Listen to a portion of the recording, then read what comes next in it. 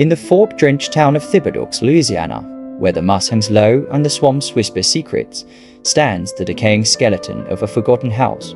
Locals call it the Belrose House. It's been abandoned for over 70 years, its walls now cracked and swallowing ivy, but no one dares to go near it, especially after dark. They say the house is cursed. They say, every night, a woman appears in the second-floor window. She doesn't move. She doesn't blink. She just stands there, watching.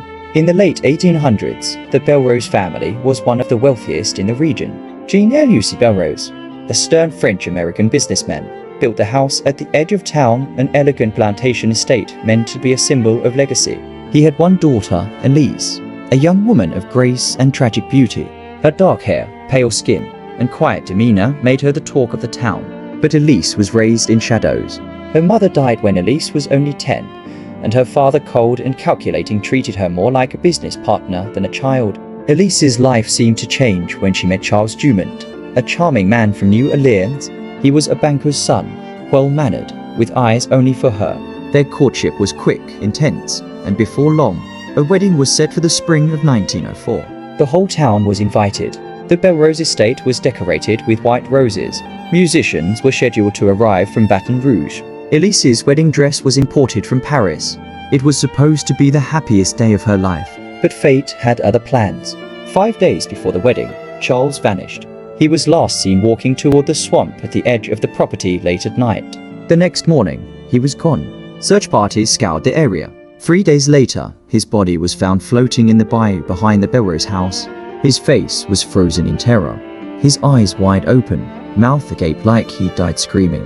There were no signs of injury, no blood. The official cause of death was drowning, but no one believed it. Whispers spread. Some said he tried to run. Others claimed he had secrets Elise discovered. But no matter the truth, one thing was clear. Something broke inside her that day. Elise locked herself in her bedroom, the one facing the road, on the second floor. She refused to eat, refused to speak. The servants reported hearing her crying at night, muttering in French to someone who wasn't there. Sometimes they heard laughter, but no one saw her again. Then one morning, her door was open. Her room was cold, and Elise was gone. No note, no footprints. Just her wedding dress hanging from the closet door, and a single white rose placed carefully on her pillow. Jean-Louis Belrose abandoned the house within a week. He never returned. No one moved in again. But that's when people started to see her. Every evening after sunset, a pale figure appears in the upstairs window, the window of Elise's old room. She doesn't move. Her hands hang loosely at her sides. Her head tilts just slightly toward the street. Some say she's watching. Others say she's waiting. No one knows for sure. In 1997, a group of university students from New Orleans decided to film a documentary about the South's most haunted places. The Belrose House was their final stop. Armed with flashlights and camcorders, they entered just after p.m. The house was silent, its floorboards groaning with each step.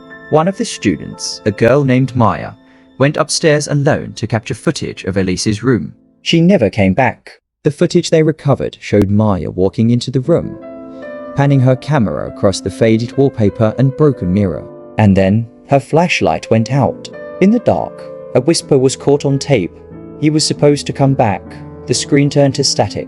When the others rushed upstairs, Maya was gone. No sign of struggle. No open windows. No sound. Just her camera lying on the wooden floor, still recording nothing but silence. Police were called. Investigators searched for days, but Maya was never found. Today, the Belrose house is nearly swallowed by nature. Its porch is crumbling. Its roof caved in. But on foggy nights, passers-by still report seeing a woman standing in the window. Some say she's sad. Some say she looks angry. And some swear she smiles when she sees you looking up at her. Locals warn, never wave at her. Never go inside. And if you do, don't go alone. Because Elise may be waiting. But she's not waiting for you.